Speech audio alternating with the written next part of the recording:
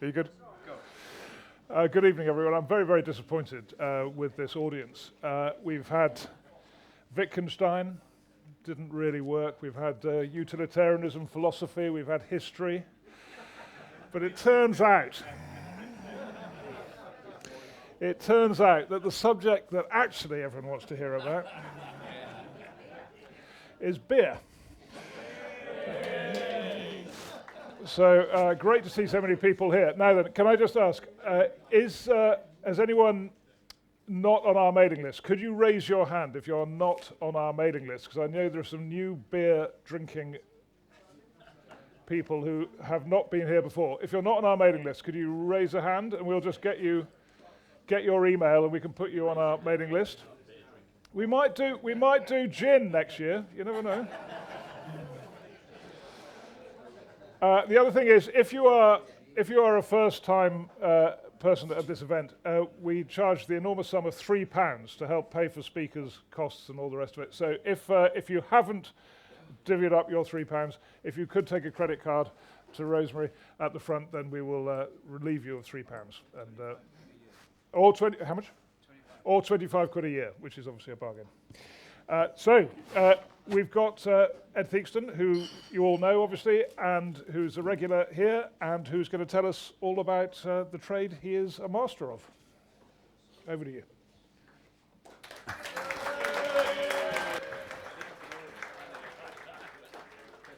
Thank you very much indeed. I'm now standing here quite nervous, actually. No, guys, we're hopefully going to have a bit of fun. I want to try and have some fun. And I was trying to just basically do a very quick history on the pub, public house, do a bit about brewing, beer, a little bit about our family history, and what makes a good pub, which is really where I suppose I come into. And I've also got a hand pull. We've got a small cask with the hand pull facing the audience, so you can have a go if you haven't poured a pint of beer yourself. Just have a bit of a go. But then I've also put some beer behind the bar, so that all goes to the Think Ross Niger and the golf club and anything else and local charities. So that's the idea. Anyway, so I'll try and make the history of pubs incredibly brief because it's very long. And what I'd really liked was that when I first came up with Mark, we came up with the idea. It was really about why the pubs have become such a social part of the fabric, part of the fabric. And I believe it was the first social media because that's where everybody congregated and everybody started to talk.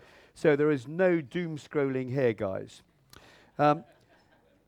There is an awful lot of confusion about the history of pubs, and lots of people have tried to write about it, because it's so confused. I generally think that most people who did try to write of it were probably pissed already, because it was very straightforward. But originally, there were three types of pub.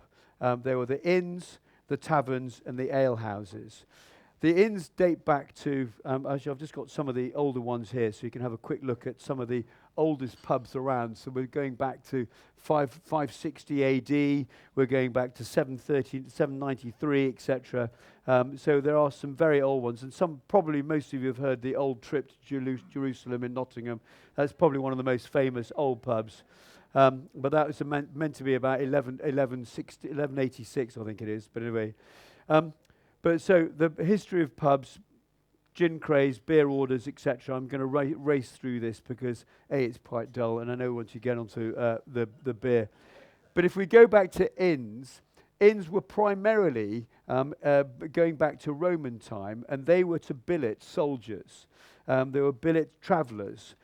So they actually, by law, it was actually their purpose. And there was a very big survey done in the UK. Well, I say the UK, it's actually Wales and England in 1577, and there were approximately about 3,600 inns in those days. But as travellers started to travel more, or there was more trade, they actually, by the turn of the 19th century, there were about 6,000 to 7,000 inns. And they were basically sited on some of the great routes, like the Great North Road, or from London to Portsmouth, London to the docks. So you could see how, especially when it came to the horse and carriage, how you see some of these old inns, Stamford, the George, etc., they tend to be still now centres of focus. In those days, even today, the same thing. Some were great, some were terrible, so nothing has changed. Actually, prior to the growth of the inns, actually, fun enough, I hadn't realised that most people travelling actually stayed in monasteries or in houses of nobility, which I thought was quite interesting. Anyway, if I move on rapidly to taverns. Now, taverns was a Latin word that came from tabina, and I think if I'm correct, the Welsh name for a pub is tafern, is that right? Okay, yeah. So you can start to see where it is. But taverns actually were a different beast. They were actually there to sell wine. So basically you had the wine and food going together in taverns, right? And so I would generally call that very middle class, and it's basically your gastropub of Roman time.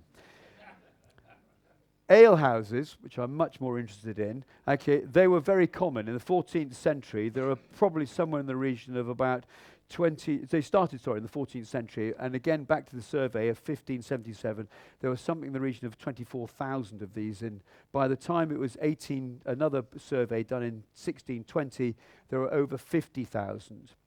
So coming back to the idea of a social place, there was a historian called Mark Halliwell, and he said in his book, The Alehouse and Good Fellowship of Early Modern England, the rise of the alehouse was driven more by the desire to become socially together rather than the sheer thirst for beer. Now, in those days, people used to brew their own beer. Now, I'm very skeptical about own beer, and I generally think that homebrew beer is like people's farts. You don't mind your own, but you can't bear other people's. At 1552, alehouses had to be licensed by magistrates. And again, this became quite controversial because who were the magistrates? Well, they were probably people well known, but dominated by the barons, by the parsons. So it became a very subjective idea of who was gained a license or not. So you had people, if Charlie had the I think it was the Sandy Mount, if I remember rightly. If he was in favour, he would get the licence, but if it was George, he wouldn't. There were also tippling houses, which were ale houses that didn't brew. So there was, again, a slight derivation going on. But by the mid-17th century, so 1650s, etc., the public houses, ale houses, inns and taverns were the commercial centres for all the activity, whether it be the cities, towns, or the rural villages. So what were they used for? Feudal rent collections, magistrate sessions, brothels, lawyers. Sorry, I shouldn't put those two together, should I?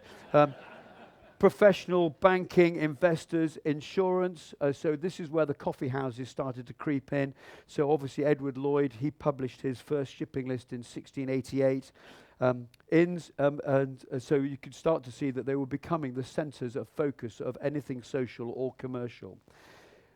Inns, interestingly, had very large yards for stabling, for storing various wares, but as people started to move more and more products around the country, they became warehouses and trading centres. So again, there was another slight variation for inns, because they became a big focus. But there was meetings, there was clubs, and then you can see now the gentlemen's clubs actually arrived from inns that specialised in various particular sections of the market.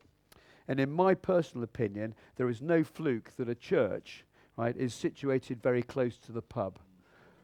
Because one was the soul of the community, the other one was the heart. If I was to move on rapidly, the gin craze. Everyone talks about the gin craze, gin palaces, gin shops. This has really started to take in about 1889, 1890. The government, yet again, started to intervene, because they decided that actually they would ban foreign imports of strong liquor, brandy, etc. from France, basically to foster an anti-French sentiment. I think I can't work out why we were so anti-French at the time, but what they did is they dropped the duty on gin, but also to try and actually grow grain, because obviously gin comes from grain because it's an alcohol. But what happened, it was a huge proliferation of gin shops, later gin palaces, and actually another thing I found quite interesting was the fact that actually gin is in punch. And gin was, the punch drinks of those times were made with gin, hot water, milk, lemon, and spices. Sounds bloody disgusting, but anyway.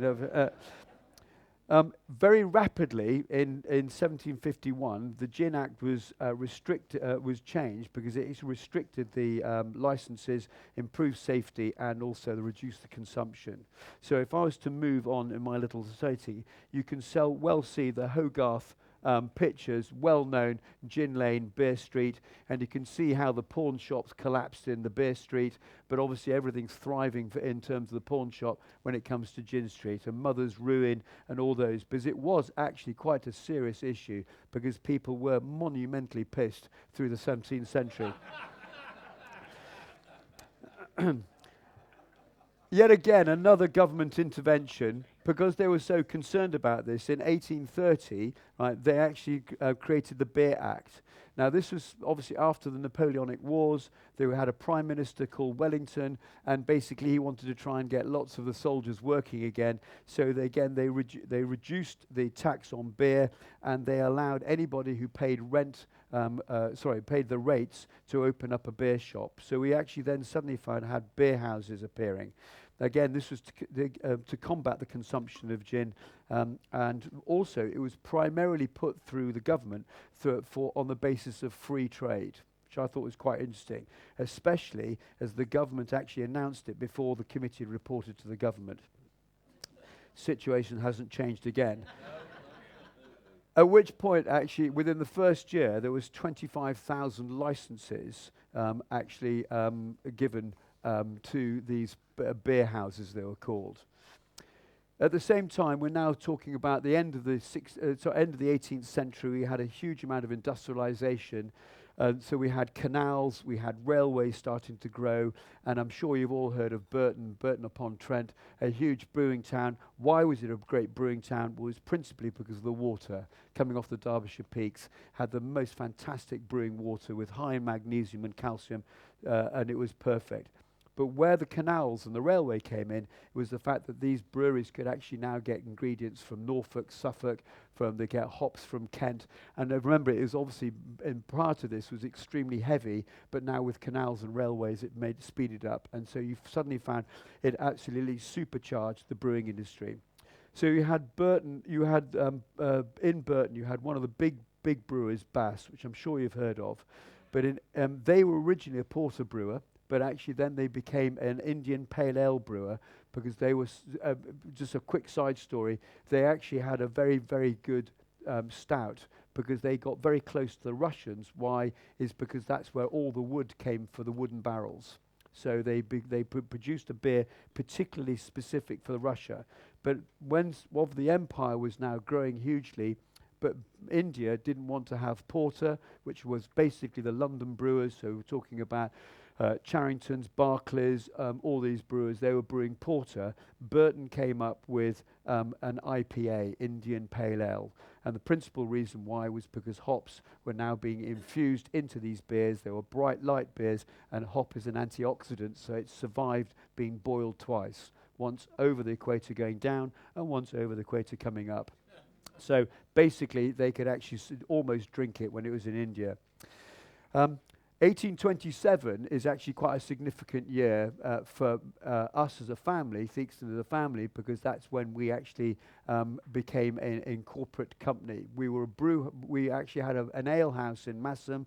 Massam was a very prosperous town in Yorkshire where the sheep came through. So thinking about where Massam is based, it is just above the likes of Huddersfield, Bradford, the big industrial towns, and there was an awful lot of sheep coming through from Cumbria, Lancashire, Yorkshire, and we had a very big sheep market. So a town of 500 people had something close to about 7 pubs, but we had huge sheep fairs.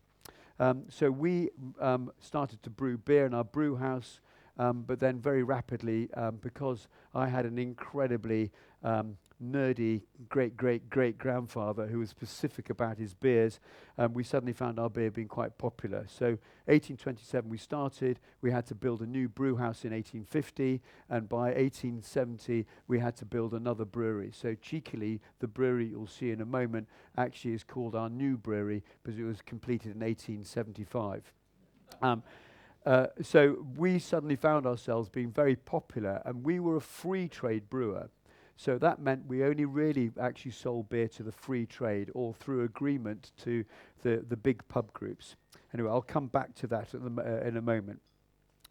Because if I really ought to go to is the pubs and back to where we started from. But the pubs were going through boom and bust, just like the economy. And what they found is the brewers actually were trying to help the pubs. Initially, it was already rather convenient, but what they were doing is pubs, as they tried to make themselves better, needed money to do so. So the brewers lent them money. So as I say, it's both in the 1860s and also very definitely in the 1960s. This was a key part of so what happened was when the pub struggled or they decided to buy beer from another pub, then they reneged on their deal, at which point the brewer took ownership of that pub. So he started to see the rise of these big, powerful brewing families. What actually became known as was the peerage or beerage. And the beerage was basically very powerful brewing families that actually raised themselves up into being MPs and also into the House of Lords. So again, they were being very persuasive about the government and government policy for beer. But what you found was lots of breweries had suddenly lots of pubs owned by that brewery. In 1880, might be interested to know that in the UK, beer reached its peak. We've never got back there again. Okay, that was when it was at the peak. And so it's been on a steady decline since. But what happened in the 19th century, now I suppose we ought to really think about the First World War, what happened there, but I'll come on to that in a second. So we found ourselves, these beers were growing and growing. And so at one stage, the breweries owned 95% of the pubs. Quite an interesting fact that I thought. Okay, so the only way they could get bigger was to take over breweries which had pubs. So we started to see quite a severe consolidation, and this is in the 1860s coming up to the start of the Boer War, First World War. First World War was short of ingredients, also sadly short of drinkers, right? And also I think you had a talk from Hugh Davis who was talking about temperance. And suddenly we found ourselves with an awful lot of do-gooders. Sorry, I shouldn't say that. We found an awful lot of people persuading us not to drink beer. And we had the Carlisle experiment. And again, I think that was mentioned in Hugh's talk, but actually what Carlisle means to us as a family is quite a lot more, because obviously there was the ammunition factories in Gretna and Carlisle, and there was piecemeal work, so what they did is try to keep it very controlled. So they took over state-owned breweries, state-owned pubs, and they turned them into very smart pubs. So it was, again, start of another phase of development of the pub industry. The reason why Carlisle is important to us is because in 1973, we took over the Carlisle Brewery from the state. An incredible brewery, 10 times the size of the one in Massam, but actually what was really interesting, it was just in classic government order. Everything was in triplicate. It was extraordinary. But anyway, the Carlisle experiment, height of temperance, opening times, we saw the Great Depression after the First World War and the Second. So there was very little development of pubs and breweries through this rather interesting stage of life. But in the 1950s, 1960s, you saw an incredible consolidation. So you suddenly saw the rise of these very big breweries. So I'm sure you've heard of likes of Watners, Courage, Bass Charrington, Allied, Scottish and Newcastle, Whitbread, and they were renowned as the Big Six. And again, they had a huge control over a lot of pubs. They were run not by brewers now, but they were run by corporate people. And what we found then is the rise of the keg beer. Now, why was keg beer suddenly arriving? Well, it arrived for two reasons. One, if they could make massive amounts of it by consolidating lots of pubs and saying, you will just drink one beer, it became very cheap for them to produce. The second was massive inconsistency. Now, I'm sure there are a few of you cask ale drinkers here, but how often do we go into a pub and have a shocking pint of cask ale? So much so that a lot of us have actually gone into the standard lagers, etc., because at least it's consistent. And that's where keg came from. Okay. So, so we had this huge consolidation. We started to be forced with beer such as Watney Red Barrel, yeah, Whitbread Big Head, Trophy Bitter, Double Diamond. God, delicious crap, sorry. But then what was also very, very happy for us as a brewer, CAMRA, Campaign for Real Ale, probably one of the most successful pressure groups there has been known in the country, suddenly started to take relevance. And they needed a couple of breweries that they wanted to take as their darlings and say promote. Because when cask ale was good, it is fantastic. It's one of the great long alcoholic drinks. But when it's awful, it's awful. But there were a couple of breweries that actually they stood out. And luckily enough, one of them was us, Theakston, with Old Peculiar and our best bitter. And the other one, for your information, was Ruddles, who had Ruddles County and Ruddles Bitter. Okay. CAMRA suddenly made our beer huge, and so much so that our poor old antiquated brand new brewery in 1875 could not cope. So we had to expand very quickly, and that's when in 1973 we bought the Carlisle Brewery. But it did cause us to raise money. So we had to create a 48% shareholding, and that was owned by a venture capitalist called the London Trust, and they thought this is marvellous. They had a great time for 10 years, and then they said, right, we want to be out because we've got other places to put our money. So I'm now looking at Sean in rather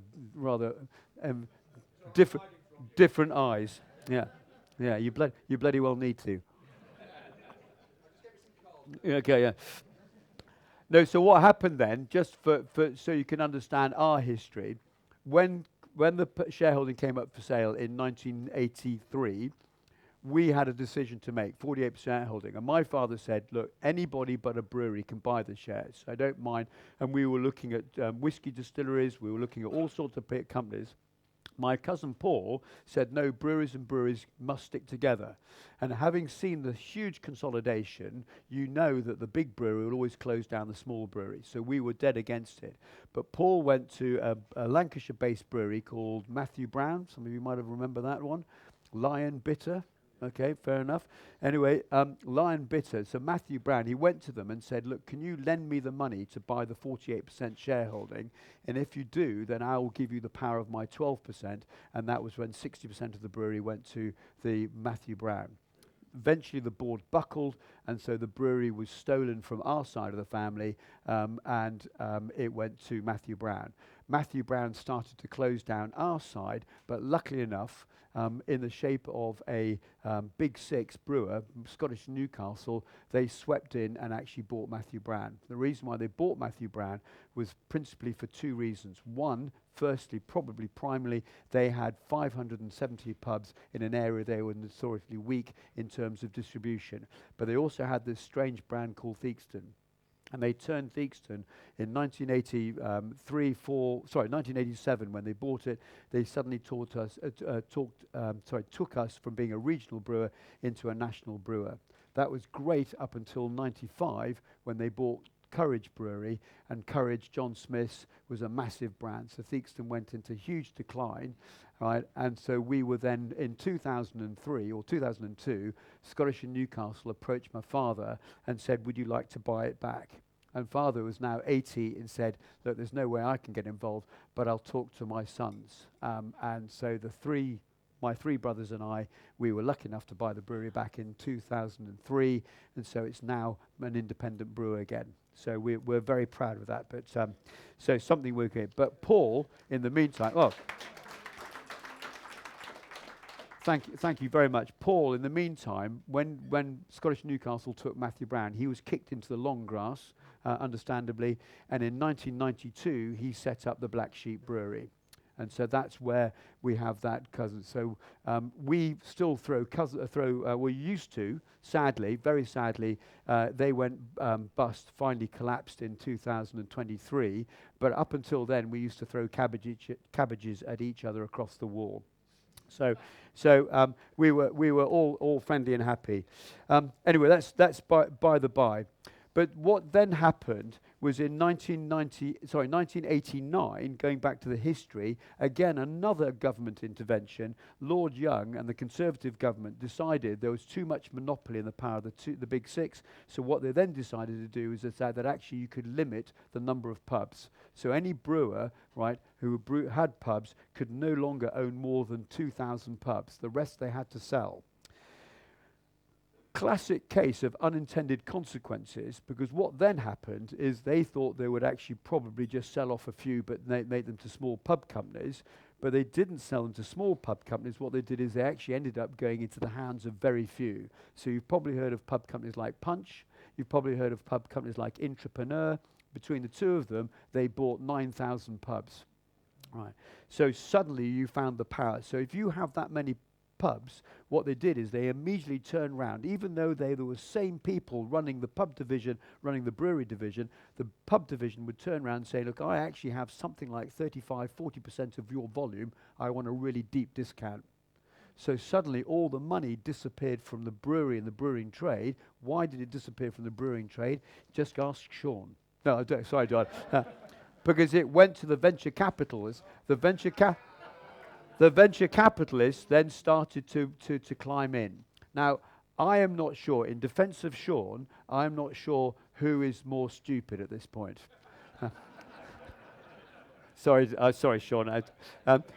The reason why I say that, because I lost my job at this point. I lost my job because I said to the MD of the pub company, I said, I can't believe that you can convince the venture capitalist that you can generate the money you say you're going to generate out of these pubs. The rents were ridiculously high. The cost of the beer was ridiculously high because you have these pub groups that will have two types of rent. They have a wet rent, which is the purchase of beer, which is again by a tie, so therefore they have to buy the beer through this particular tie.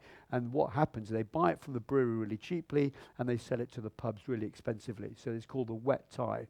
They also have, on top of that, they have a dry rent, which is just basically a rent for the business. So suddenly you see an awful lot of money being sucked out of the brewing trade, and that's why I think you've seen quite a lot of the decline of pubs recently, because they just simply can't afford to run. And this is not helped by the current barrage that pubs are getting with the increase in the national insurance rates, energy, etc. So they're under a lot of pressure. However, we are now seeing actually quite a few entrepreneurs coming back in, developing really good pubs. So you'll probably see pubs now have a mixture of incomes. So it'll be food, it'll be rooms, but a lot of bedrooms now appearing in pubs, and obviously trying to keep good beer. And that's particularly where I come into, is trying to make these pubs actually efficient. And I'll come on to that in a moment. So how am I doing for time? All good, okay. So what I was going to do now, everybody, if that's okay with you, have a quick drink. I need one. I'm just going to very quickly run through brewing. Do you want to do that? Is that yep? So I'm just going to throw up here a little. Yeah. I thought it was going to be a friendly audience. Anyway. What I'm going to do here is I've got up here, hopefully, can you all see the screen here? Can you see at the top it says 1, 2, 3, 4, 5, it goes all the way through. What I'm going to do here is just very simply just talk you through some of the key moments here. So in beer, right, I don't know if you are aware that there is a thing called the Reinheitsgebot, which is the 1615 purity laws from Germany. So in German beers, if they are compliant with this Reinheitsgebot, they can only brew beer using malted barley, hops, and water. They can't use sugar. In our beers, we use sugar as well. So malted barley, does everybody understand what malted barley? Well, no. Malted barley is basically barley grown, And what we'll then do is malt it. Malting is actually the germination of it. And what happens now is you convert the sugars from starch into an accessible, the enzymes start working, it starts to throw up its shoot and put down its root. But we've now got the enzymes working, converting starch to sugars, which is what the brewer wants.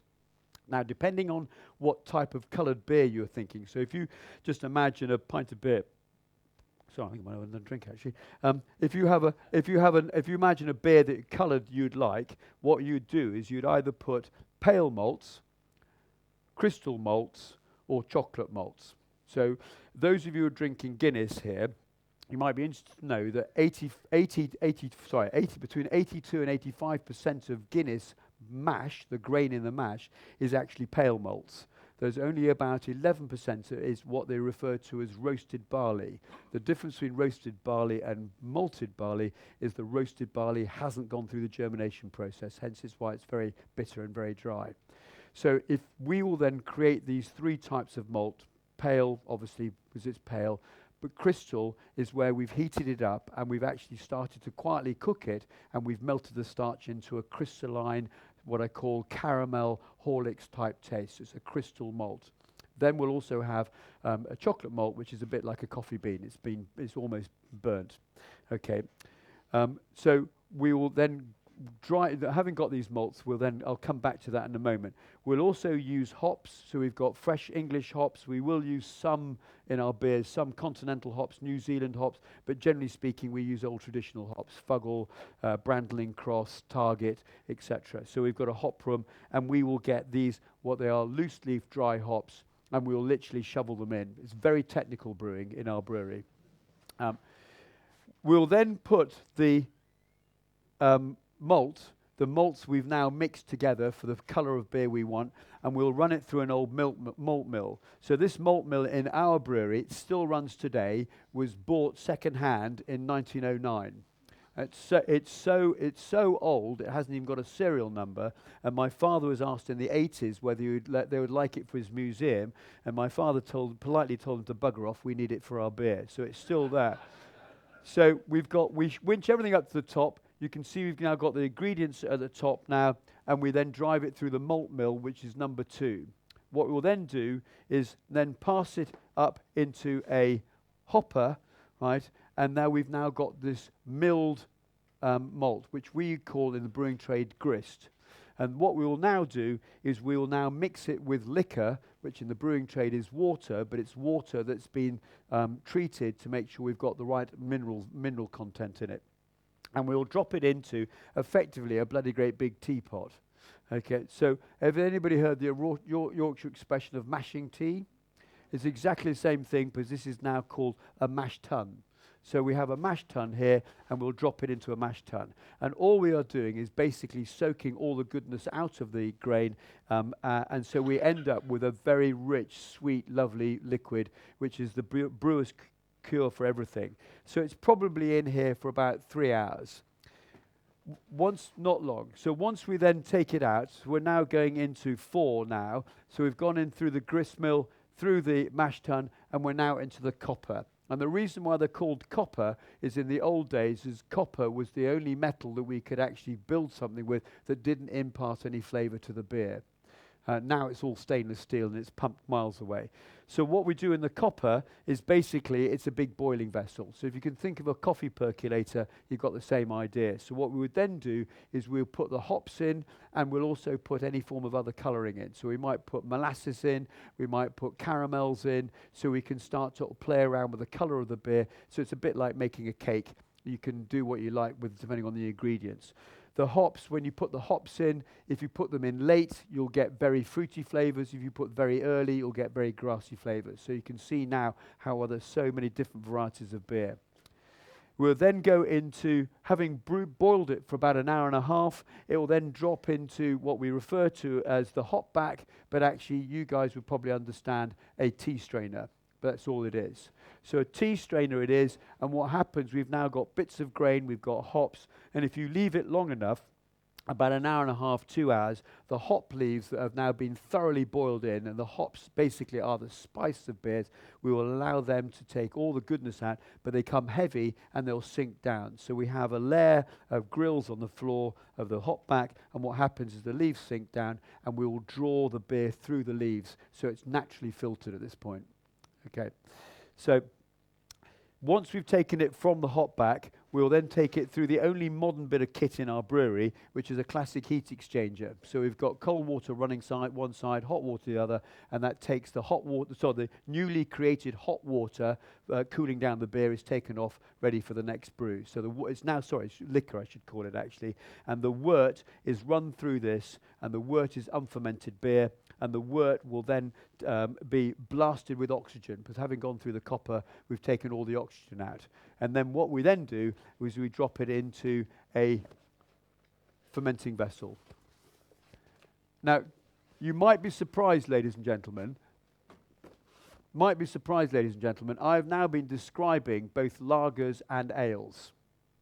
Right, there's no difference in the brewing process between a lager and ale. The difference between a lager and an ale is now, because if I want to make a lager, what I'll do is I'll put it into a very tall vessel with a cone at the bottom and have a different yeast, which is a lager bottom-dwelling yeast, and I now have to bring the temperature down to 3 degrees.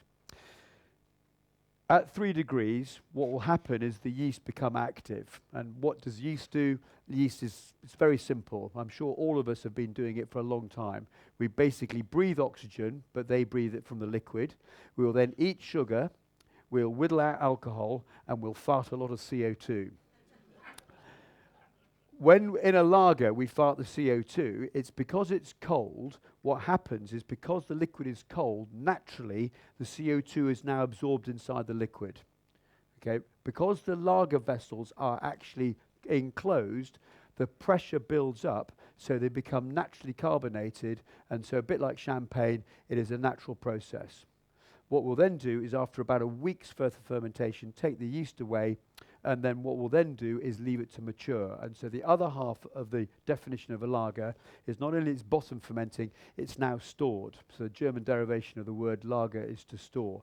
So now what happens is we store it. So if you think of things like Pilsner Il Quell, if you think of Beck's, they are lagered for about 7 weeks. So make a pint of lager, it's probably a 2-month process. However, I am talking about ales here, so it now changes. So what we do is we cool it down not to 3 degrees, to 19 degrees, so it's much warmer. What we'll then do is we'll literally pitch the yeast in a dustbin, chuck it in. It's our same yeast that we've been using for generations and generations. We will then chuck it in, and because it's an open-top vessel, the CO2 is allowed to bubble out into the atmosphere. So I'm sure you've always seen those programs where people nip over the top of a fermenting vessel, take a deep breath, and they follow in. And old Charlie, I think Charlie came out 13 times because he wanted to piss. Yeah. Yeah.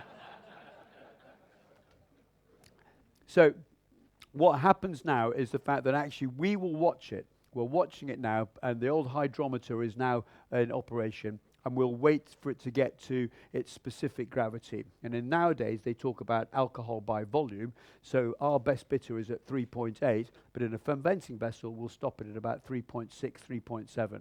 Why? Because it's going to go into a fermentation stage in the cask en route from the brewery to the pub. We'll then, having now fermented it for 2 days, lagers a week, we'll now take the yeast away and we'll let it mature for about 5 days. So a pint of beer, ale, right, is now in it's about a week to produce. And then what we'll do is we'll send it off into a rack. Now this is where my job starts to kick in, because excuse my language, guys, there is so much bollocks talked about cask ale, it's just not even remotely funny. People just don't know how to look after beer, and what happens is it becomes Chinese whispers. So, Charlie taught Dave, Dave taught Fred, Fred taught George, and by the time you get that message through, it's wrong. So what I do now is start to tell people what to do. So when we drop beer into a cask, what is the cask full of? Air. So when we drop beer into a cask, actually we re-aerate it. Remember, fermentation is to take the oxygen away from the liquid, so actually it becomes stable. So we now re-aerate it on purpose. Why? Because we want it to go through a secondary fermentation in the cask. We will also, in our brewery here in Theakston, which is a very old-fashioned thing to do, we will also put dry hops in our beer. So we dry hop the beer. Why? It's because the beer will soak into these dry leaves and leach out the very crisp, clean, dry flavours. So we think it's lovely, and that's why we do it. And we'll also put in finings. So we'll drop some finings, which was a clearing agent. Everybody happy with that? So we then put the cork on, and off we go. Right. So my point being is the fact that pubs have had a... So just recap. Is everybody happy with brewing? Has that been... Yep, okay, perfect. Right, finings. Right, okay, good question. Thank you. Finings actually originate from the swim bladders of fish. Now, I state swim bladders, not the guts, not the heads, not the fish itself. It's simply the swim bladders. Now, how they discovered that was in Egyptian times, pharaohs, was when they put wine into earthenware pots, it went in cloudy and came out cloudy. But when they put them into fish skins, particularly the very big sturgeon fish skins, it went in cloudy and came out fine. And all we've done is developed it. And actually, quite often you'll find breweries are still using natural finings. And what finings are is these tiny little scales in a gloopy white substance, but they're what they're called hydrostatic. I'm sure some of you intelligent people will know that. But what hydrostatic means in simple terms is they're like trying to put two south ends of a magnet together. They won't go. Because they're hydrostatic, they go into the beer and they spread themselves out. We will clearly roll it around and we'll spread it out, and at which point then it's now right the way through the beer. Because they are positively charged, all the bits now are attracted to these scales, and the scales then will slowly and surely drop down to the bottom, leaving a crystal clear beer. Now, I'm not talking about murky, right? If there's murky beer, they've cocked it up. Very simple, right? And what they've done is they've done the classic pub trick. Is everybody's told once a cask of beer comes into a pub, leave it alone, you can't touch it. So what's naturally going to happen is the finings fall down to the bottom. So if you can imagine, ladies and gentlemen, if you can I'll try you here. If you go to a supermarket, Asda, Lidl, whatever it is, if you look at those rows of bottles of lemonade, have you ever seen the fact that those bottles of lemonade sit there stationary, don't they? They're not there. Right, and if I was to take one off the shelf, play a drayman with it, chuck it on the floor, kick it around the supermarket, then put it back onto the shelf again, is that bottle of lemonade seeding or is it still stable? Everyone thinks it's seeding. It's not, because I haven't taken the lid off. It's still stationary. So what happens is when the beer goes into a cellar, a barrel bounces into the cellar, although it's been highly charged, and clearly you're not going to open it then, right? But what's happening is inside the liquid, these finings start to fall down straight away. And it only takes 6 to 8 hours for the finings to drop down bright. So if you leave a cask in a cellar for more than 12 hours, although you can't see inside it, it's crystal clear. These casks arrived here, right, I've moved them around this morning. Is the beer clear or not? Right, because you know what you do. Because what's happened is drop down bright. But what I've done is I've done both things together.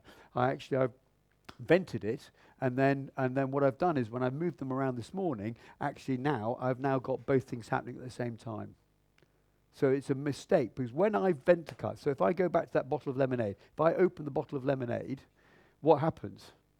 You hear, don't you? And then you hear the gas come up. Where do the bubbles come? They come from everywhere, including the bottom. So all I need is a couple of bubbles to come through the bottom of the finings, lift up the platelets, and what comes with the bubble is not the platelets, it's the very fine sediment that's been dragged down by these platelets. So the sediment goes up along with the bubble, but the bubble clearly goes out the top.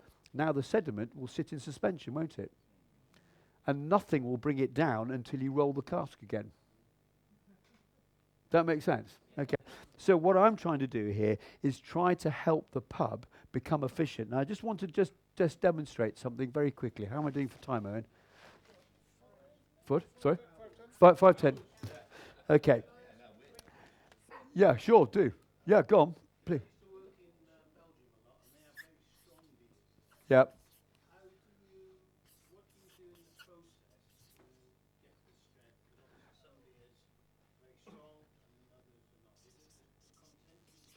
No, yes, it's basically sugar content and oxygen.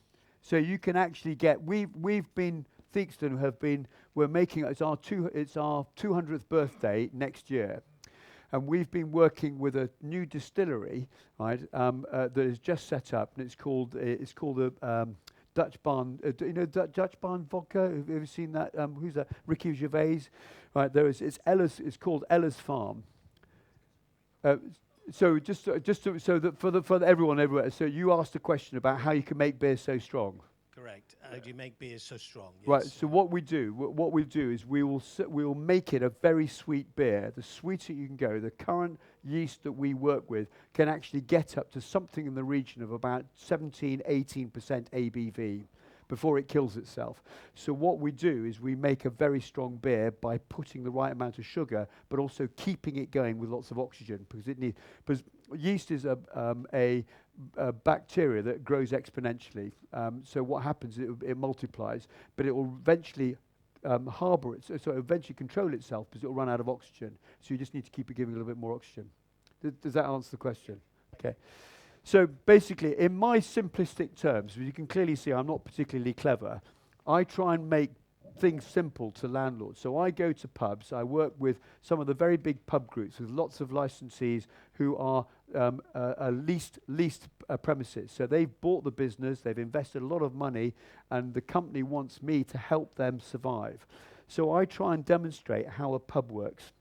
So this is what I will do. So sales. What do pubs do? Now, I wouldn't mind betting a lot of you guys have gone down the street or down where you live, or even in Rossniger, dare I say it, but I'm going to be very controversial here, right? But you go past a pub and you think, God, that used to be a great pub. It used to be really good. It's had 6 or 7 different people go through it. It's a great pub. So I asked these guys, what are they doing wrong? They're making a big effort inside, but what are they doing wrong? And my answer is the fact they're not inviting you in. They're just simply expecting that you walk in because the doors are open. And it doesn't happen anymore. So you've got to be creative. You've got to think of different ideas. An audience like yourselves, if I may be so bold, is if you see a pub with a Sky Sports banner on it, is that going to be the top of your list of pubs to go into? There's a lot of shaking heads there. Because what are you now thinking? You're just thinking it's full of football hooligans, aren't you? Right. Sorry, Simon, I'm looking at you now. Yeah. Yeah. But the point being is just by simply putting a banner up outside a pub, you start to influence the potential customer's view of that pub. How many of you have gone past a pub that just, you can't tell quite what's wrong, but it looks scruffy?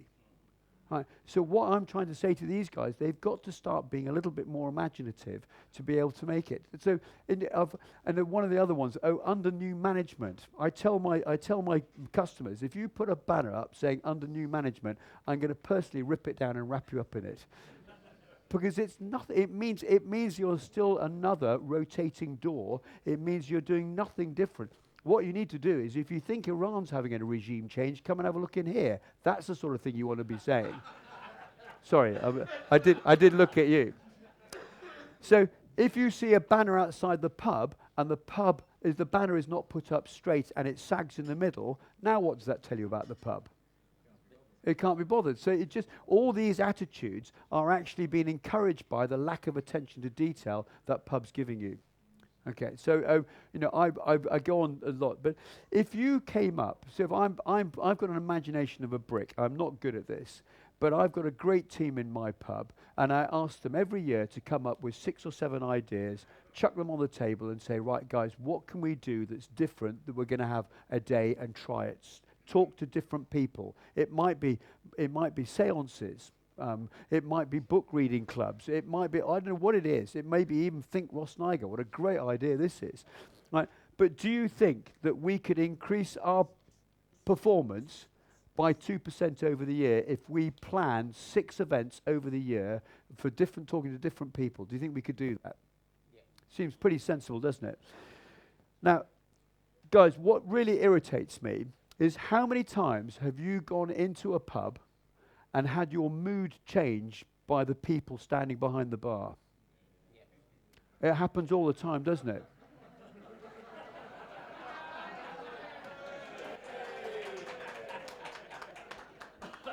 Sorry, Luke, it's not actually entirely about you. Yeah, but But how many times have you gone in there and you see people literally just going through the motions, not worried, playing around the mobile telephone? Do you think that would encourage you to have a second drink in that pub? So you can see how important the influence of these people behind the bar are. We come to costs. Obviously, this is now really relevant, guys, but we've got a huge amount of costs. But what a lot of people don't realise, working behind pubs, what is the biggest cost that a pub actually has to bear? It's the labour, it's the staff. So if I'm running a pub and actually I'm having a tough time, what is the first place I'm going to look to start saving money? I'm going to start looking at my rota, isn't it? So what will happen is something quite strange, and I don't think people explain this particularly well. But if I am now struggling, I'm going to start relying on fewer staff. Do you think I'm going to get rid of my best team members first? Of course I'm not. I'm going to actually give them more time. I'm going to give them more sessions. I'm going to start actually bringing them on. I want them. But now what will happen is people like Bobby will go running around the place and saying, actually, I really like you. You work really well. Do you get many hours behind the bar? If you don't, I could really do with you in my pub. So we start seeing people being poached. So it's upon me to make sure I develop these guys. So I start to... So what also happens is I start to reduce my labour bill. But also, if I start then now what, again, is another interesting factor, is the fact that the people who work behind pubs, all they see is money going into the till, don't they? On a Friday night, Saturday night, money going tip-tap, cash, everything. They see money going into the till. But do they realise just how sodding expensive it is to run a pub? No, they've got no idea. So what happens is the fact that actually, if they're not careful, they actually are not being... and one of my great saying is, guys, how much blue paper does it take to run a pub nowadays? Rolls and rolls and rolls of blue paper. It's about £5 a roll. It's an enormous amount of money. So if we started to get these people to think about more, do you think we might be able to cut the cost by 2%? Now, wastage, yield. Now, yield is something you may not understand. Wastage is clearly very obvious, but yield in a pub is very simple. If I buy 24 J2Os, right, in order for me to get 100% yield, I need to go through, they all need to go through the till, 100%. Everybody happy with that? Very easy. How often doesn't that happen, though? You ask any publican, they'll say it's all the bloody time. Smashed, pinched, dropped, wrong mixer, etc. So we start to waste. Now what, I'm a Yorkshireman, so you all know what a Yorkshireman's like. Tight, yeah. Yeah, it's a Scotsman, absolutely. Generosity squeezed well and truly out of him, absolutely right. My point being is the fact that it's not the cost of the J2O that hurts, it's actually I can't make any money anymore. That's what really hurts, because the business is now based on a GP, gross profit. So that's very straightforward. What about a bottle of gin? So if I take a 700ml bottle of gin, which is a standard pub measure, a pub bottle, how many 25ml tots do I get out of one of those? It's actually 28, right? But how often doesn't that happen? All the time, right? So we start leaking all the time. So the keg, so if you look at Carlsberg and Peretti and all these guys, they're normally in 88-pint containers, 11-pint containers. How many pints should I be able to put through the till on an 88-pint container? 88 is probably the right answer, but it's actually wrong, because I've got 5% head, 5% head, 5% head, 5% head, and what I'll do is I'll get probably 102%, because I'll be able to sell 90 if everything's working all right. Then they'll say, oh, but we've got line cleaning. Well, if you understand how the system works, you'll be able to actually sell the beer that's in your line prior to going into line cleaning, so you don't need to waste beer. So suddenly you find that actually I can actually reduce my wastage, reduce my yield by, improve my yield by 2%. So if I was to now deliver this into your pub, how much profit do you think I'm going to make you? Everyone says 6%, right? But actually the answer is this. It's 21%. Now a lot of you are looking at me saying, how the hell does this fruitcake work this one out? But it's very easy when you understand how the mechanics work. So forget sales, but my pub works on a 50% GP. So I'm hoping pubs that, Bobby, you're way above that. But anyway, let's just keep it simple, 50%. So I buy a pint of Peretti for £2.50, and I sell it for £5. Right, the £2.50 is 50% of the selling price. That's the 50% GP. Everybody understand that? Perfect. Okay. Now the GP, the gross profit, has to cover all the costs, doesn't it? So I've got to be very careful of the costs. Okay. So my pub is running on a 50% GP, this pub here. If I was to reduce my cost by 2%, what would it do to my GP? It'll go up, won't it? So I'm now running at a 51.25% GP. If I reduce my wastage by 2%, what does it reduce my cost by? Sorry, what does it do to my costs? Sorry, it reduces my cost, doesn't it? So I move the pub to a 52% GP. If I then increase the sales by 2%, it multiplies up to 21%. So what I'm trying to say to these guys who I'm in front of me, not you, but it just starts to give you an idea of the detail. It's all the small things add up very quickly. And they add up really quickly. Now, have you ever been in a place or your home where you've seen a pub redevelop, look really smart, go extremely well, and then all of a sudden they start to drop down really, really quickly? And they'll close. And the reason why is because this goes into reverse. And that's it. So what I'm trying to do is express through all the mechanics of how a pub works that actually you can make money. And thankfully, I'm delighted to say that the White Bear, our pub in Massam, is still making good money. But we are very careful, and we have to be. But the key thing is, it's the team. It's the team, because they motivate the costs and reduce the costs, but also they motivate the sale. So that's what I do. So how do I organise up in a piss up in a brewery? All I do is I concentrate on the detail. So I may be very anal, I may be a bit of a nerd, but actually that's the way my great-great-great-grandfather was, and we seem to survive. So anyway, ladies and gentlemen, one piss up in a brewery.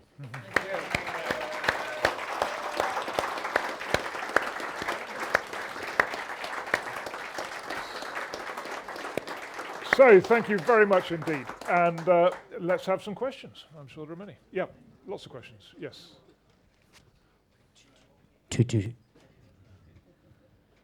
One of the main... Yeah. But go straight. One of the main wastes will be what's the crud in the bottom of the barrel, won't it? Well, now a cask barrel, Yeah. absolutely. Right now, okay. In a 9-gallon barrel, right, you'll have about, if it's done properly, you'll have no more than about a pint and a half of wastage, or they're referred to as bottoms. Right. So if you don't get the tilting right, if you don't do the process right, you'll waste lots of beer. And cask ale is notorious for that, and partly because they don't get the conditioning right. Now, I'd love to tell you now, but maybe afterwards. But conditioning, when you have beer that's gone through a secondary fermentation inside the cask, right, what happens is CO2 is forced into it. So not only do you lose a lot of beer if you don't have it properly positioned, you'll lose a lot of beer there. If it's sitting on its belly or vertical extraction, doesn't matter. Either way, you lose a lot of beer. Also, as you try and drive beer through a sparkler with 16 holes, you'll end up with trying to pour Coca-Cola through it. So you just waste huge amounts. So what then also waste huge amount. But if I get my conditioning right, which again is part of the process, if I get it right, I actually can sell, even though I've got in a 72-pint container with a pint and a half of bottoms, I will still be able to sell 72 pints, if I'm really good, 73 pints. 5% ahead, 5% ahead, 5%. But again, it's a very good question, because it is a huge wastage. And what pubs tend to do is, rather than fix the problem, they get rid of the problem by removing cask ale. Start doing it. Yep, question here. At what stage do you make alcohol-free beer? How do you get the alcohol out? Right, well, we've just started to do that with our Naut Peculiar, which we've now just started. And what we have done is we've done the Guinness trick. And we send it to, it's a very expensive process, and we send it to a factory in Hereford, and they will called it is reverse osmosis. So what they do is we brew the beer normally, and then we actually take the alcohol physically out of it. So we actually try and leave the beer structurally the same without the alcohol.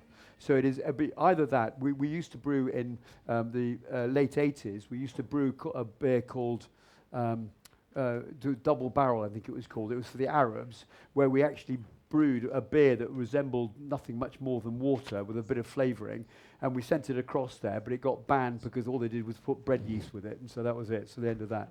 But now it's an extremely difficult process, but Guinness is a game changer. They have made a huge difference to the non-alcoholic, because actually now they're almost drinkable before they weren't.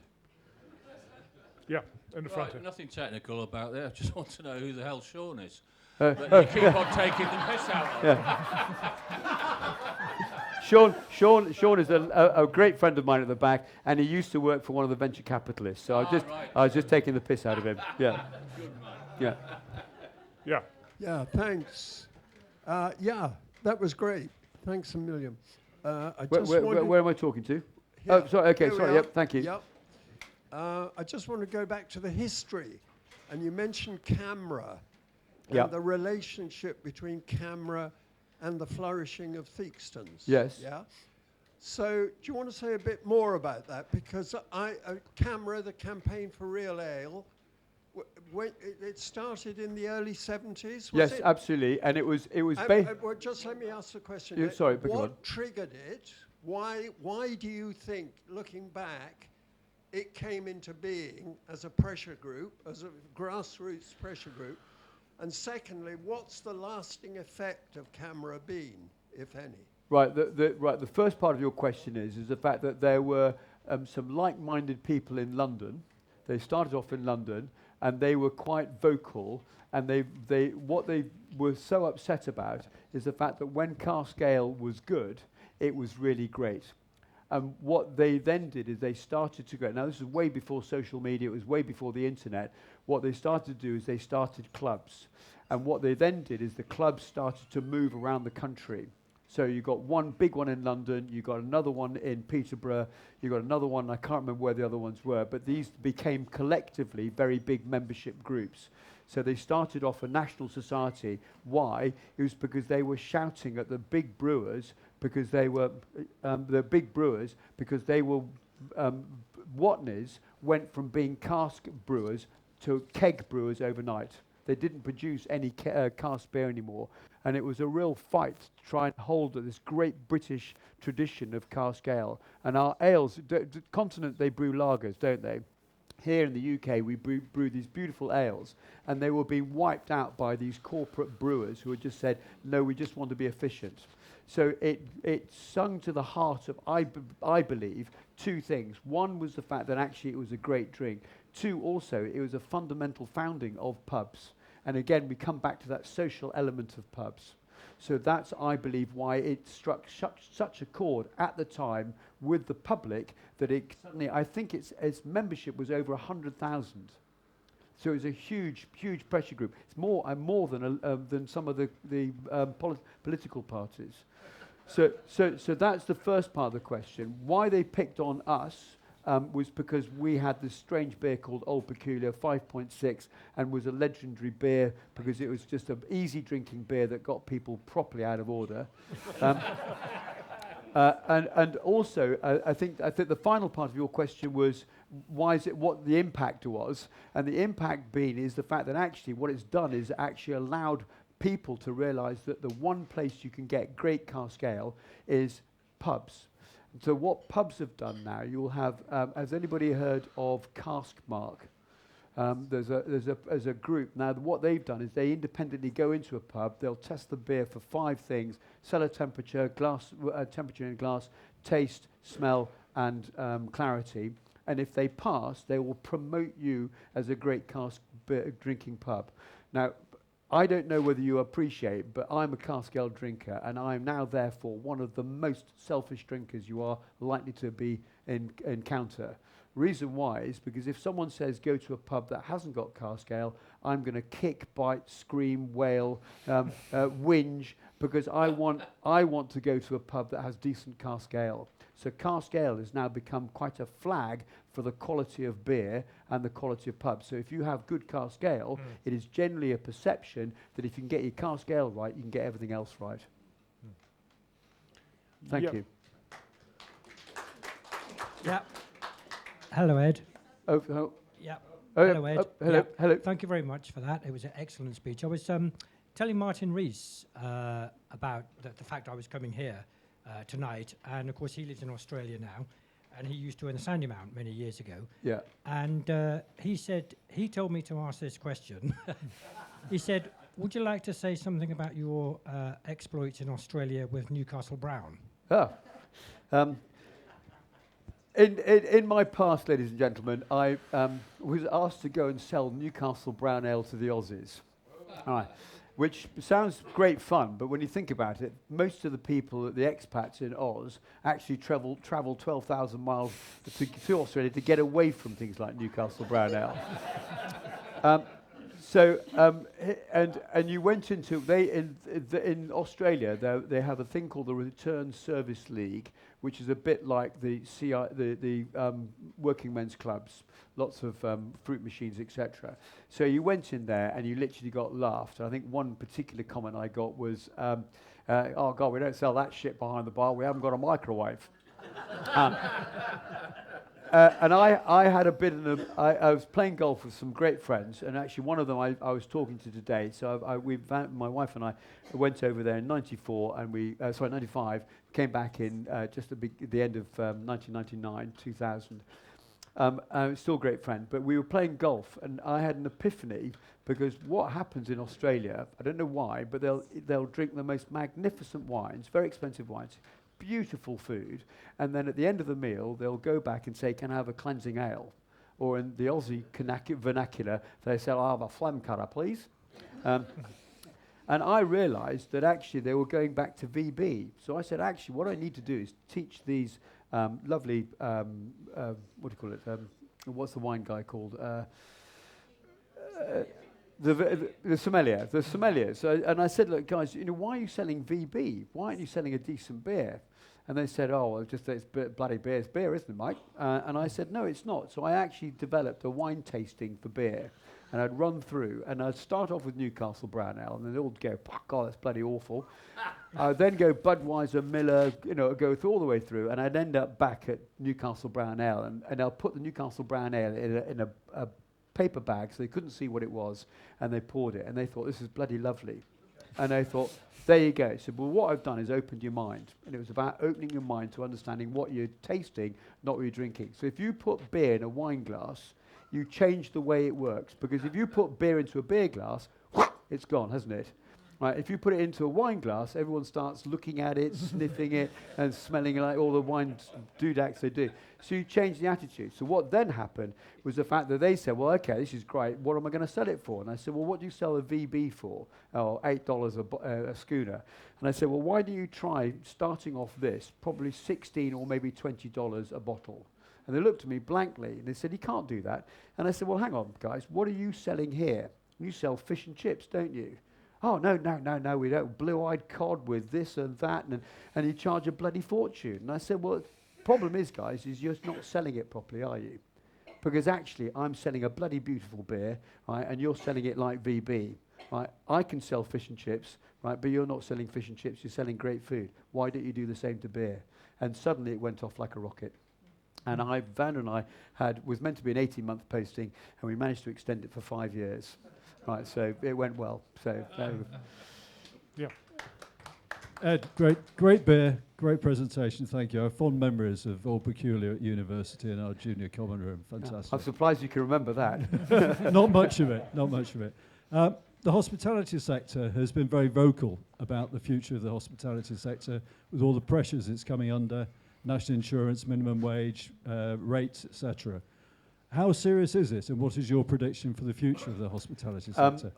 It is very serious, and there is one big overhanging element at the moment, is the business rates, right? Because at COVID, the government dropped the business rates for pubs quite dramatically, which was great, but actually puts in now the business rates in pubs is massively out of date, massively out of kilter.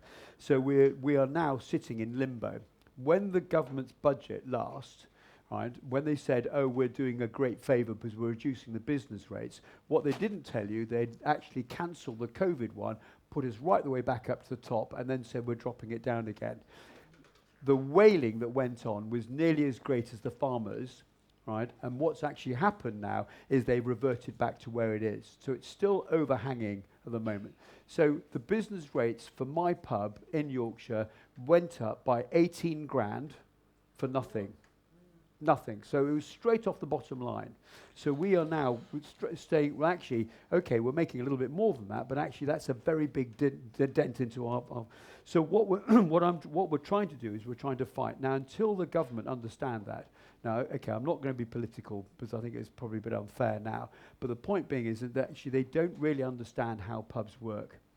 Because it's all about the fact that the community, so the brewery at the moment is having, we're doing well, but what you're seeing is people are going out for a drink because the beer really is an affordable treat. It's very nearly becoming a luxury, but an affordable treat. So what they're doing is they're going out to have 1 or 2 pints rather than 3 or 4 they used to have. So the pump is still there, the delivery is still there, but we're not got the economy of scale. So it's actually becoming tighter. And so the pubs are feeling the same pressure. Why? Because they're just not getting the volume across the bar anymore. Now you will see pub groups, there was one announced today, Young's, saying, oh, we're doing fantastic because we've done 4% growth, it's fantastic, like-for-like growth. But that's rubbish, because that's inflation. They're just standing still, but the costs have gone up massively. So my prediction is there's probably, now actually it's a very good question, because I think it was at 2000, we were sitting roughly at 100,000 pubs in the country. We're now sitting at less than 50. We're sitting at about 43,000 pubs. So my prediction is the fact that we're going to still lose more. There are probably a quarter of the pubs that are now actually losing money. Probably 50% are breaking even, and there's about 25% that are actually making money. So it's a very tough market, but and until we can get a level playing field, until we can invest in the future, because having certainty, then actually it's going to stay the same. But so how much of that is business rates and NI and all this stuff, as opposed to people staying at home and drinking wine at home? Yeah, well, again, see, this is quite a lot of it actually, because actually, you know, this is the bit about where I come back to the social. But people come to the pub to be social. You've got to create reasons for them. But if you have an unlevel playing field, because it's going to clearly favour the supermarket. So I think something like if I'm correct, I mean, it's somewhere in the region. It's 45% of the beer is drunk in pubs, and 55 is from the supermarket. Okay. And it used to be that 60% was in pubs, so it's dropping quite rapidly. Yep, there's a question about that, and we'll come to you in a minute. Yep. Hi, Ed. And thank you for the speech. Very, very interesting. And I'm with you on the preference for cask ale. May it continue, and great to hear somebody campaigning for it. You need another one. Good man. Yeah.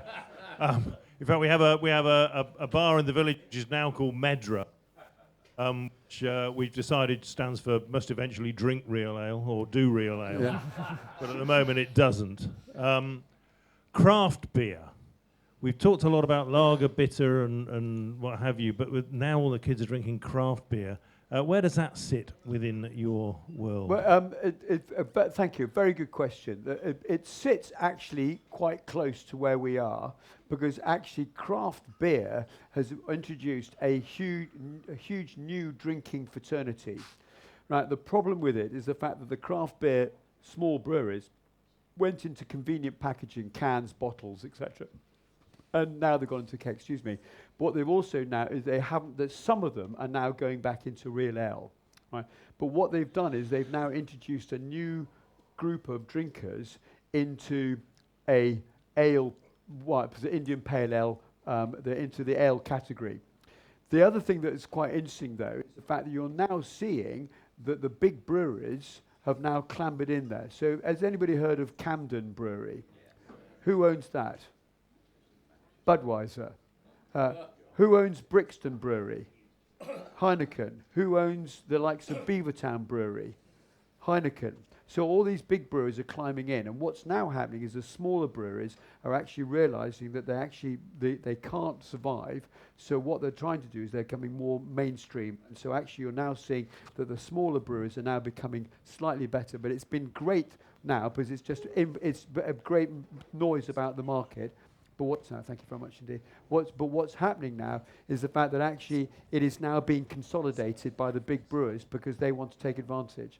Why is Beavertown, why have Camden been so successful? It's the art of distribution. They've got the power to go through all the wholesalers. So that's where that comes from. I can see the food's getting very ready, so let's just have 2 or 3. Maybe we could take 2 or 3 at once, and then that will speed things along. So we've got one at the back, I think. Yep. Yeah, thank you. My question is very similar to this gentleman's. I'm like you, I'm a cask ale drinker, and my sons, they drink their lagers and their craft ales and things like that. Is that a trend that you're seeing through the market now? Or Up until literally about 4 months ago, I'd have said yes. But actually what we're also seeing now is that actually the cask ale, believe it or not, is actually becoming very much more in again with the younger group.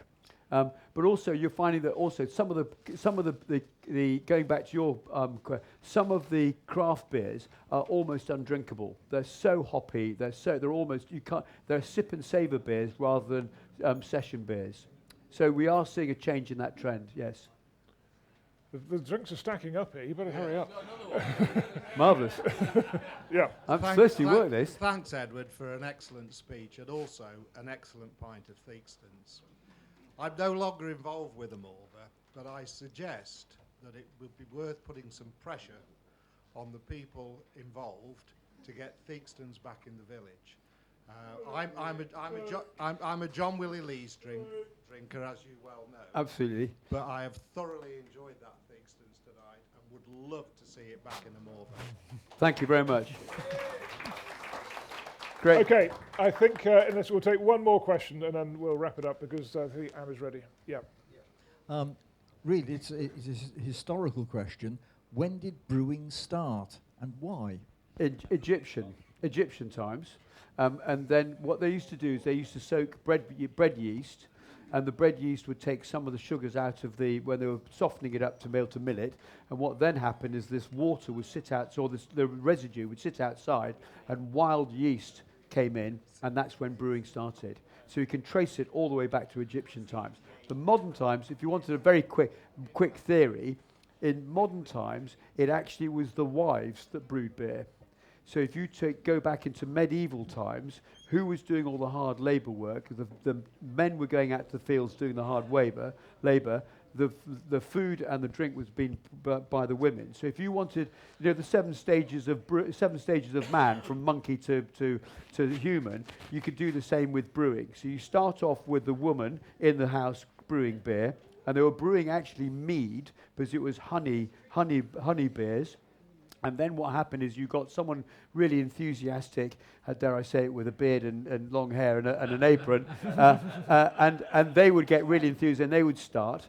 And then that developed from being a half apron to a full apron, someone taking it even more serious. Then it got to a brown coat. Then it got to a brown coat with a clipboard. Then it got to a white coat. And eventually you now have a computer geek. Right. So you can see how it's changed, but we now brew beer. So the beer you're drinking today, ladies and gentlemen, Charles Dickens would have drunk. This is exactly the same process. And we in our brewery, we don't do what we call batch brewing. What we'll do is a brewer will take the brew right the way through the system, and it's his baby, and it is marshalled by him. And if there's anything wrong, he gets fired. No, he doesn't get fired. But basically, we brew beer with passion. And what I wanted to try and illustrate here, actually, it's an incredibly simple process, brewing beer. It's about an art, and we believe we're still in the art, where today it's now a science. So I think there's a very different appeal, and that's when it goes back to camera, that's when it goes back to craft ale, so they're all very closely associated, but actually what we want to try and do is produce an art of a beer. Our last question from Mark. So thanks, Ed, that was a really fantastic presentation. Now, one of the things that I was really interested about your exposition of the brewing industry is that you think about brewing and then you think about what happens downstream. But do you ever get invested in upstream in your supply chain? And is that part of what brewers do? Buying big fields of wheat and stuff like that? We'd buy barley, not wheat, because I'm not a great fan of wheat beers, Weiss beers. Right? Wheat from the chaff. Have you ever heard that expression? Right, you're trying to get the grain of wheat from all the chaff. That's why wheat beers are all cloudy, because you can't do it. So barley. Now, we have a very close association with a local maltster called Thomas Fawcett & Co. And James God rest his soul, was a very great friend of mine, died last year. And he's now, I think, about the 5th generation of maltster, and we've been buying malt from them for a long time. We used to have our own maltings, but now, yes, we do. We buy hops from the Burton market, where we buy hops in three batches. So we buy 3 years ahead, 2 years ahead, and this year, and then we combine them. Because one of the things about beer is the fact you have to brew beer to be consistent. Right. If you brew wine, it's going to be almost, you expect a different from vintage to vintage, don't you? Beer, we have to be the same. So what we're doing is we're constantly balancing beer to try and maintain this consistency, because if you started changing beer, people would go off it. So it's actually a real art. So yes, the upstream is incredibly important to brewers. So our water, for instance, in our well, we used to have an artesian well in the brewery. It's still there. It still has lots of water in it, but we were banned by the government from using it because of the runoff from the farmers' nitrates. It infected the water. So we were taking water from the River Ure, which truthfully was far dirtier, but we were having to filter it and everything else. But what we then did is we now dug, probably about 10 years ago, we dug a bloody great big borehole below the brewery, and we were expecting to find water at 150 metres, but we found the most 100 metres, but we got it wrong, and we down 150 metres, and we found the most phenomenal artesian supply. So our beer now, for the last 10 years, I don't think has ever been better. So yes, upstream is incredibly important, and it's all about relationships. Beer, we're not in a product market. We're not in a fast-moving consumer good market. We are in a people market, and it's all about personal connections and making sure the quality is right. So thank you very much to Ed for a great talk.